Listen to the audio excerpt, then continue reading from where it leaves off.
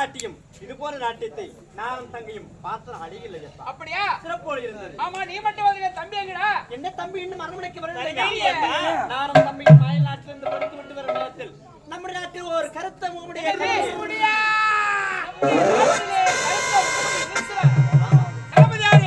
நம்முடைய நாட்டிலே கருத்த முகமுடி இருக்கிறார். அவனை தேடி கண்டுபிடிக்காமல் என்ன ஏன் செய்து கொண்டிருக்க? நாட்டு மக்களின் குறை தீர்த்தேன். என் கண்களுக்கு கருத்த முகமுடி புலப்படவே இல்லையே. புறப்பட வேண்டும். முகமுடி தேடி கண்டுபிடிக்க வேண்டும். உத்தரவு. அந்த கருத்த முகமுடி இருந்ததா தெரியுமா? என்ன செய்தார்? நம்முடைய நாட்டில் ஏழ்மையான குடும்பத்திலே பிறந்த ஒரு பெண்ணை கற்பையை கெடுக்க துணிந்தார். ஆமா, நான் அங்கு வந்து சென்றேன். அந்த ஏழை பெண்ணை காப்பாற்றுவரை அரண்மனைக்கு அழைத்து வந்திருக்கு. நீங்கள் சம்பவம் தெரிவித்தால் வர சொல்லுமா? சத்யா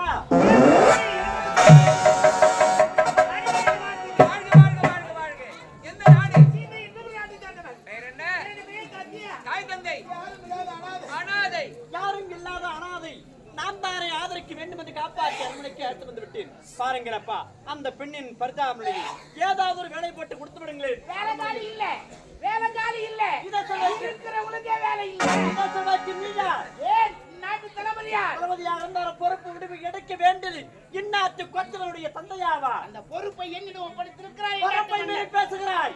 தளபதியாரே, நீ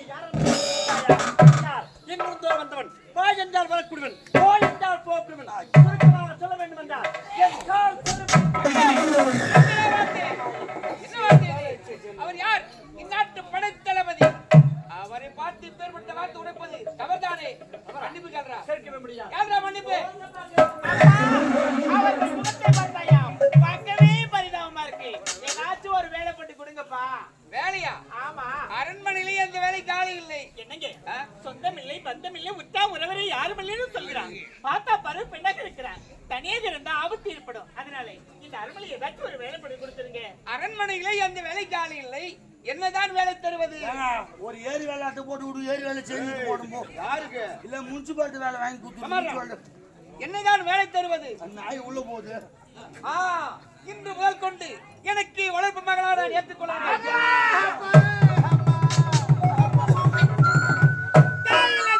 சொந்த பந்தம் என்ற யாரும் இல்லாத அனாதை. இந்த அனாதைக்கு அடைக்கலத்தை கொடுத்து என்னை வளர்ப்பு மகளாக ஏற்றுக்கொண்டிருக்கிறேன். எனக்கு அது போதும். நாங்க இருக்கிறோமா, இனிமே வருத்தப்படாத. அப்பா, என்னம்மா வளர்ப்பு மகளாக ஏற்றுக்கொண்டீங்க. எனக்கு அக்காவா தங்கையா? அக்காமா? அக்கா தங்க அக்கா. சிஷ்யா, ரெண்டுத்தையும் ஒரு வண்டியில போட்டுலாம்டா. சாமியா, ஒரு 2 நாளைக்கு அனுப்பிச்சு விடுங்க. ஏண்டா மழை வர பேஞ்சுக்குது. ரெண்டுத்தையும் அனுப்பிச்சுன்னு வச்சுக்கா, ஏறு ஓட்டின்னு அனுப்பிச்சு விட்டுறோம். ஆடா இவங்க வீட்டுல பாட்டிக்கிற பாரு, பச்சை மாவு இட்டு போய் காட்டு மரத்துக்கு ஓட்டு. பசியோட போயிடா. தளபதியாரே, என்னுடைய இளைய மகன் எங்கேயோ மறந்து விட்டான். அவனை தேடி கண்டுபிடித்து கொண்டு வருவது உன் கடமை. உத்தரவு, உத்தரவு, உத்தரவு.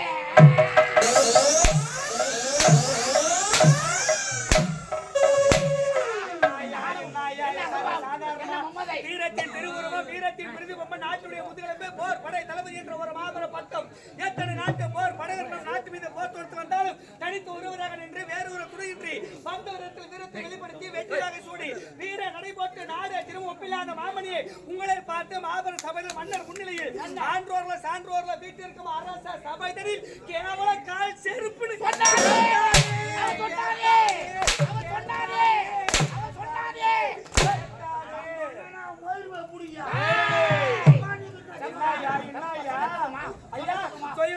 பூமியில் அனைவருக்கும் இருக்கும்பொழுது நாட்டுக்காக நாட்டு மக்களாக ஓடாக செய்து மாடாக உழைத்திருக்கும் தன்மான சிங்கம் உங்களை பார்த்து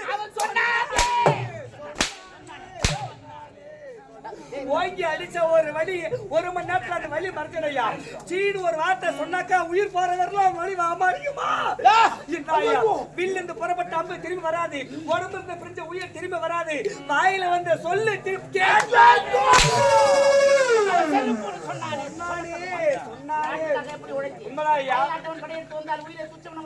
நாட்டை பாதுகாத்து வந்து என்ன பார்த்தேன்?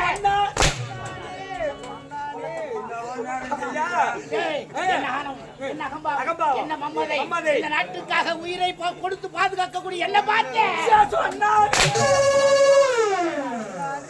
ஐயா, உண்மையா கடல்ல பெய்கிற மழை பயனற்றது, பகல்ல எரிகிற விளக்குடைய வெளிச்சம் பயனற்றது, நோய்வாய் பட்டு கிடக்க ஒருவனுக்கு அறுசுவை உணவு கொடுப்ப பயனற்றது. அது போல மாபெரும் சபையில சொன்னானே.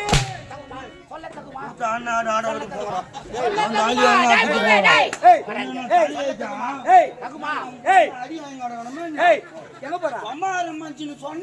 சொன்னானே உச்பா துடுறான். நான் ஊசியா தூக்குறேன். நீ கோபப்படாத. கம்முனு போயிடு. ஏய் ஏய் நீ கைவாட்டுல இருக்கிற அவரை வடிக்கிறாரு. சொல்லு கைவாட்டம் எவ்வளவு கொந்தளிக்க கடலானது, எவ்வளவு தன்மான சிங்கம். இதுவரை நேர்மையாக இருந்து என்னை பார்த்து கடமை கண்ணியம் கட்டுப்பட தவிர நம்ம என்ன வரப்பு எண்ணாட்டவர் போற்றும் அளவுக்கு நிகர் இல்லாமல் அரசாட்சி புரிந்து வந்த என்னை பார்த்து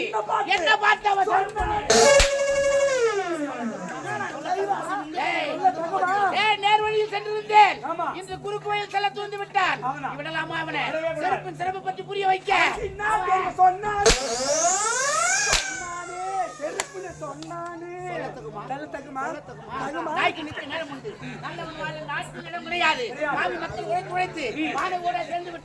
ஒருவன் பிழைப்பதற்கு 9 வழி கண்டான். மாண்டவர் குடும்பங்களில் மண்குடிசை வாழ்க்கை இன்று மறந்தான் உன் உழைப்பை. ஆடியில் உயிரில் நின்று உறக்கம் கொள்ளாது, உன்சினம் கொள்ளாது, கூட்டாக மணியாற்று உழைப்பாளி நீ எழுவாய். நேற்று நம்ம தேடி வந்தான். வீட்டிருந்த கோட்டையிலே இன்று நம்ம தேடுகின்றான். இடம் அவனுக்கு கிடைக்கவில்லை. விடலாமா? என்ன பார்த்து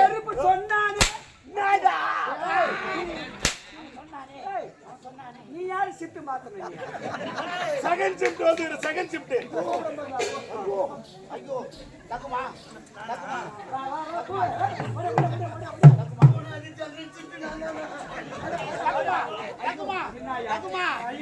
ஒருவன் பிழைக்க வேண்டும் என்றால் 9 பேர் பொண்டாடி தாலி அறக்கணும். இப்ப சொல்லு, எவன் பண்ண தாலி அறக்கணும்?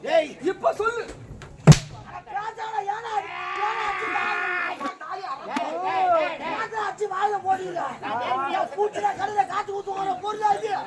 மல்லிகால கட்ட கூட கிடைக்கல.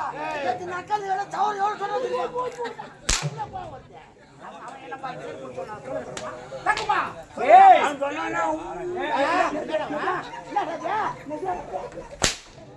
போய் கேளு.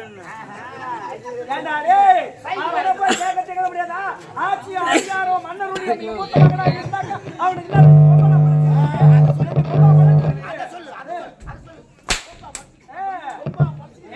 படிப்பால் வந்து அறிவை விட அனுபவத்தால் அறிவு வந்து அறிவு அவன் உரைத்ததால் தான் இனி கலகம் ஒன்று பிறக்க போகிறது. கலகம் ஒன்று பிறந்தால் தான் நல்லது நடக்கும். கண்டிப்பா ராமாயணத்து சிறப்பு. ஐயா, ராமர் எல்லாரும் பெரிய சொல்லுவாங்க. ஆனா ராமாயணத்துடைய சிறப்பு ராமரோ சீதையே கிடையவே கிடையாது.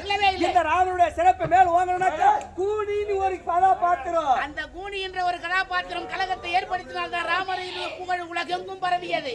மகாபாரதத்தின் புகழ் 18 18 நாள் கௌரவர் பாண்டவர் இவருடைய சிறப்பு. அந்த மகாபாரத பெரிய இதிகாசம் வரது காரணம் யாரு? அந்த சகுனி என்ற ஒரு பாத்திரம் இல்லனாக்கா இன்னைக்கு மகாபாரதமே கிடையாது. ஊருக்கு கிராமங்கள் கிராமம் இப்ப புகழ் கொட்டி பறக்குதே. மகாபாரதம் யாரால? சகுனி. சகுனியாலே. இந்த நாடகம் சிறக்கணும்னா, இந்த நாடகம் இந்த இன்பபுரி நாட்டுல சிறக்கணும்னாக்கா நாம போற கலகம் தான். கூனியே இருக்க கூடாது, சகுனி இருக்க கூடாது. இன்னும் நம்ம சனியாதான் இருக்கு. யாருக்கு சனி? அந்த மாதிரி குடும்பத்துக்கு சொன்னானே. அவனுக்கு சனிடாயினி. சனி பிடித்தது அவனுக்கு விட போவது கிடையாது. இந்த ஆணவத்தை அழிக்கணும். இந்த நாட்டையே சின்னாபின்னப்படுத்தணும். இவனை அலங்கோலப்பட வைக்கணும். செருப்பின் சிறப்பு பற்றி அவனுக்கு புரிய வைக்கணும்னா என் தங்க ஜெயமாலியை சந்திக்க கூடாது.